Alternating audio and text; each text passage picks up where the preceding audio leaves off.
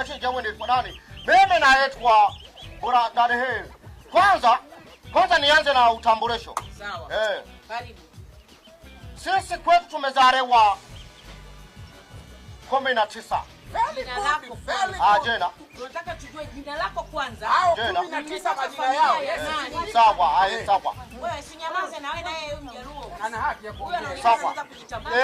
Mimi kidogo. Mimi kwanza kwa heshima na tahadhima nimesimama hapa kwa wakilisha Waha kutoka pale mkoani wa Kigoma, na wameniagiza nilete salamu hizi. Nikiwa katika wewe nataka nianze sasa, ndio nilikuwa nakuja. Na nilipokuwa nakuja, huyu Sekamponge na Shishwa ndio walonisindikiza pamoja na Mbuye kule, wakanisindikiza mpaka stendi ya basi. Unaona? Kaka samani, tunahitaji jina lako. Familia yako, yani mzazi wako anaitwa nani? Ndio nilikuwa nakuja sasa. Ndio nilikuwa nakuja hapo sasa. Ndio nilikuwa nakuja mwenye jina sasa hapo. Unaona bana?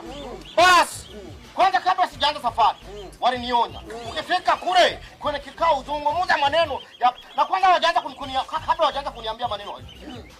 Walinipigia simu. Bwana brother K uko wapi? Nikasema kwanza kabla hawajanipigia simu.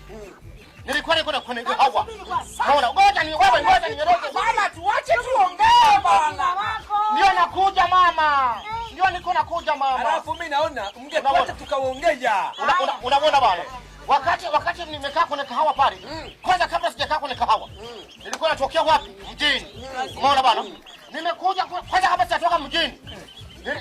Nilikuwa kwenye kikao cha semina bodi ya uwekezaji na tafiti za mikoa ardhi na tamaduni. Kwanza kabla sijakaa kwenye kabla sijakaa.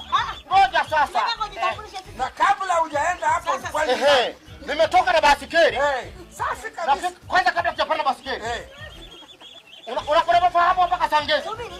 Nikapokea simu ya. Ndio nakuja sasa mama kwenye jina utambulisho.